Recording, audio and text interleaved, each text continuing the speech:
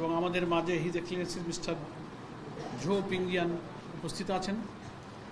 আমাদের সম্মানিত আমিরে জামাত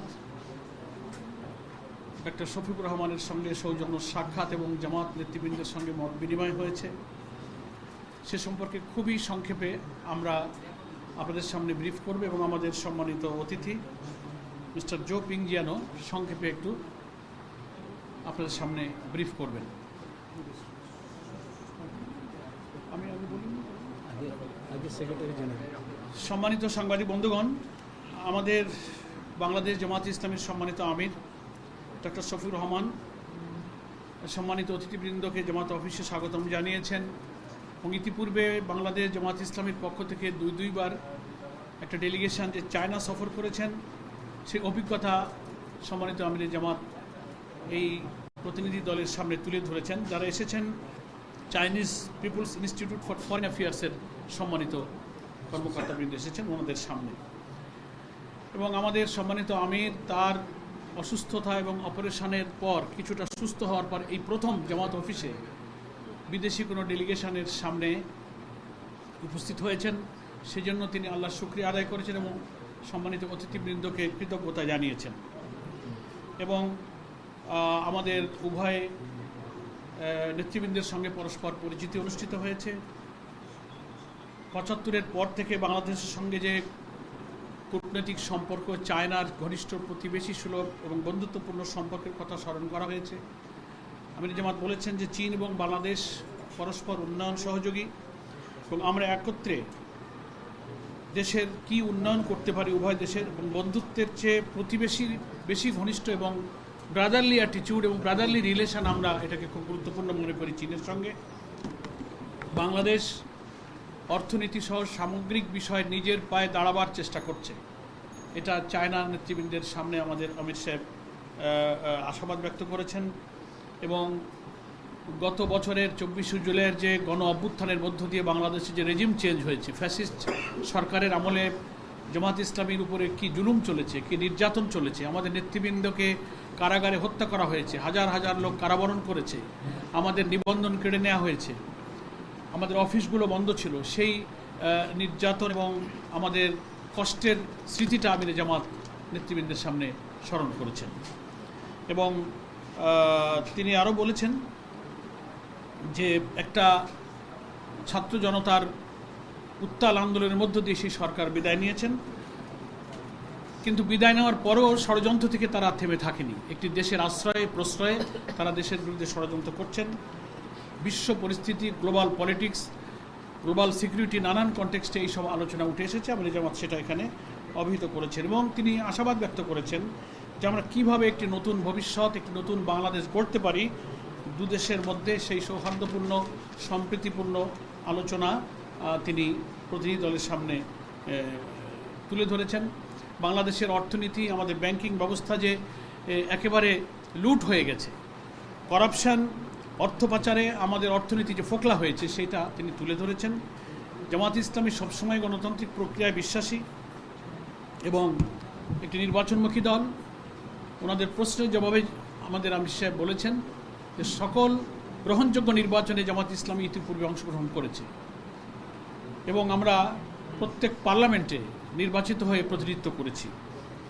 এবং আমরা জামাত ইসলামী সকল ধর্ম, বর্ণ, নারী, পুরুষ নির্বিশেষে সকলের সমান মর্যাদা, সমান মানবিক, সাংবিধানিক, রাজনৈতিক সকল অধিকারকে আমরা মেনটেন করেই আমরা এদেশে চলি। এবং জনগণ যদি আমাদেরকে দেশ শাসনের দায়িত্ব দেন তাহলে আমির জামাত বলেছেন যে আমরা শাসক হব না, আমরা সেবক হব এবং সকলেই সমতার ভিত্তিতে প্রত্যেকের অধিকার ভোগ করবেন। এবং আমাদের দেশটা বিপুল জনসংখ্যা বেষ্টিত দেশ, এখানকার উন্নয়নের জন্য চায়নার জন্য এক্সপোর্ট প্রসেসিং জোন, ইপিজেড সহ নানান অর্থনৈতিক উন্নয়ন এবং বিনিয়োগের পরিবেশ আমরা তৈরি করছি এবং আমাদের সামনে সেই সম্ভাবনা আছে। হিজ এক্সেলেন্সি জো পিংজিয়ান বলেছেন, আমরা আজকে এখানে এসে অত্যন্ত সম্মানিত বোধ করছি। আপনার সুস্থতার পর তিনি যে আমাদের আমিরে জামাত হাসি মুখে খুব কর্ডিয়ালি রিসিভ করেছেন তাতে ওনারা খুবই কৃতজ্ঞতা প্রকাশ করেছেন। এবং বাংলাদেশের পরিস্থিতি তিনি যে তুলে ধরেছেন এটা যে ইউনিক এবং প্রসপেক্টিভভাবে তিনি উপলব্ধি করেছেন, সেটাও তিনি খুবই সন্তুষ্টির সাথে উল্লেখ করেছেন। এবং চায়না বাংলাদেশের যে 50 বছর অ্যানিভার্সারি পালিত হলো, সেখানে জামাত ইসলামের প্রতিনিধি দল চায়না অ্যাম্বাসির আয়োজনে সেখানে আমরা অংশগ্রহণ করেছিলাম। সে কথার জন্য তিনি স্মরণ করেছেন এবং সকলকে ধন্যবাদ জানিয়েছেন।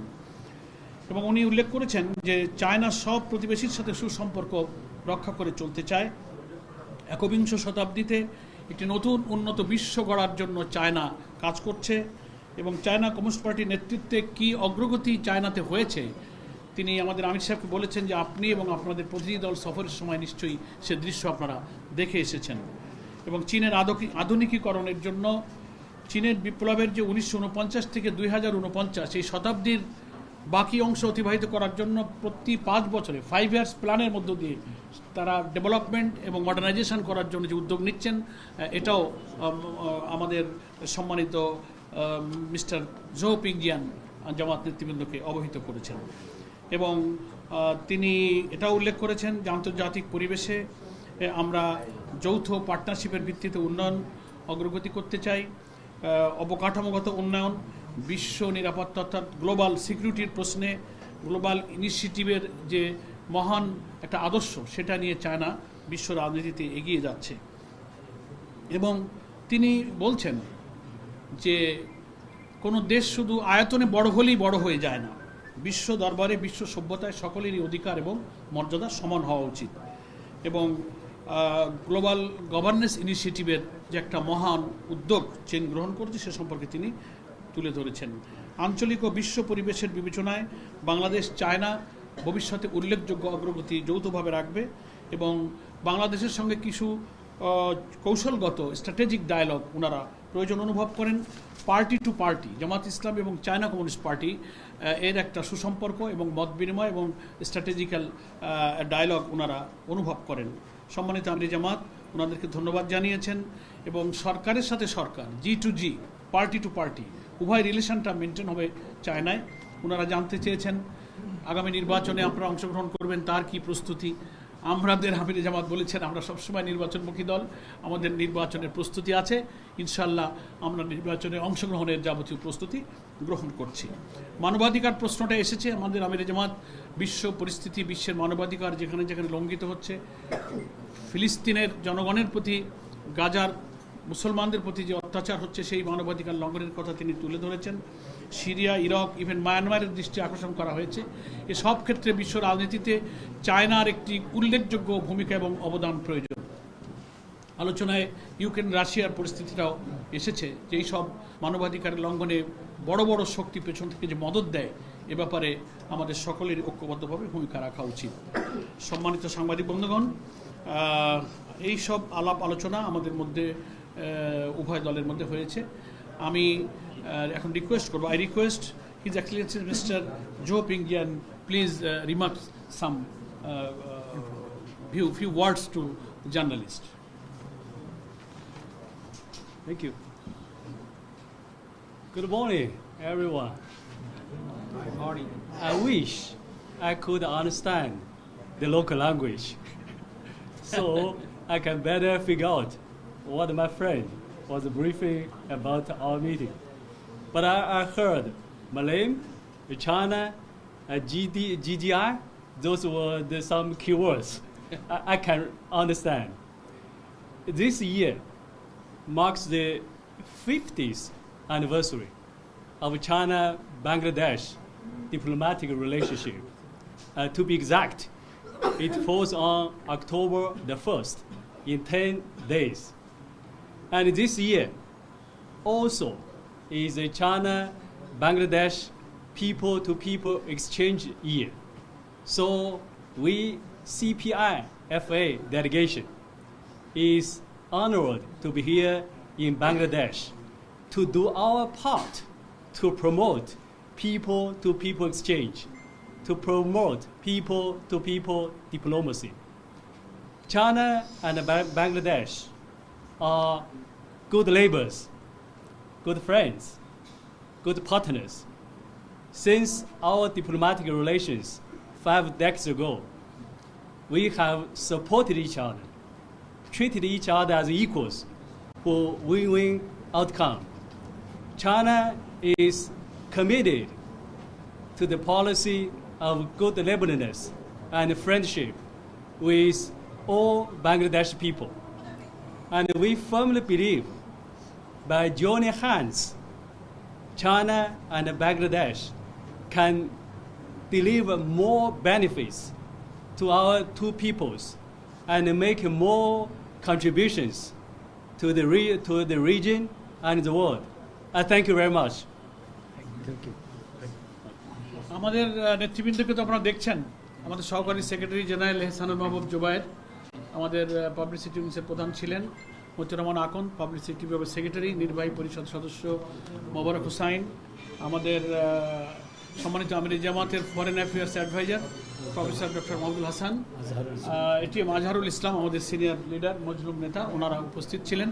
আপনাদের সকলকে এই দীর্ঘ সময় অপেক্ষা করে আজকের প্রেস ব্রিফিংয়ে উপস্থিত থাকা এবং সহযোগিতার জন্য আমির জামাতের পক্ষ থেকে আমরা আন্তরিক ধন্যবাদ জানাচ্ছি। আল্লাহ হাফেজ। এবং কিছু আপ্যায়নেরও ব্যবস্থা আছে। আমরা মেহমানদেরকে একটু বিদায় দিব প্লিজ।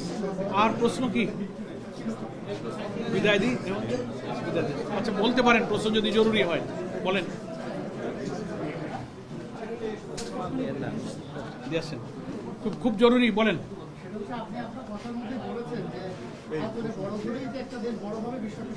জি জি।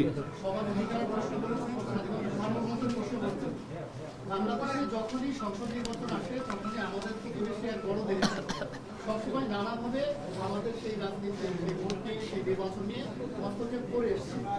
আজকে যেহেতু চীনও আমাদের পাশের একটা দেশ, আগামী সংসদ নির্বাচনকে ঘিরে পার্শ্ববর্তী সেই দেশের কোনো হস্তক্ষেপের ব্যাপারে আপনাদের মধ্যে কোনো আলোচনা হয়েছে কিনা, বা আগামী সংসদ নির্বাচনে চীন আমাদেরকে কোনো সাপোর্ট, পর্যবেক্ষক বা এরকম কোনো ব্যাপারে আলোচনা হয়েছে কিনা? এমন আলোচনা হয়নি, তবে চায়নার প্রতিনিধি দল এই প্রশ্ন করেছেন যে আপনারা বাংলাদেশের সামনে সবচেয়ে বড় চ্যালেঞ্জ কি কি মনে করেন। তার মধ্যে এটা আমির জামাত তুলে ধরেছেন যে প্রতিবেশী দেশের পক্ষ থেকে যে কোনো বিষয়ে হস্তক্ষেপ এবং ইন্টারফারেন্সটা আমাদের জন্য একটা বড় চ্যালেঞ্জ। তো সেটা মোকাবেলা করতে হবে জাতীয় ঐক্যের মধ্য দিয়ে। আর দেশের রাজনীতির আর কোনো আভ্যন্তরীণ খুব বিষয় কিন্তু এখানে আলোচনায় স্থান পায়নি। ধন্যবাদ।